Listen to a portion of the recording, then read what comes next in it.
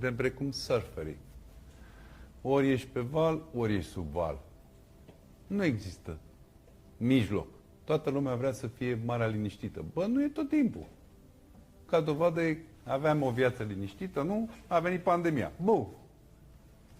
Puteai să vii pe val sau sub val. Ai o viață liniștită, intră criza. Ai o viață liniștită, unii au investit în Dubai și după aia, puf, s-a dus și viața liniștită de acolo.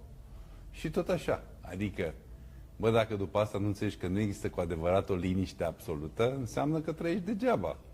Și tot timpul o să apară belele. Da? Și atunci, te pot îngropa sau poți să te ajuți de asta. Războiul este același pentru toți.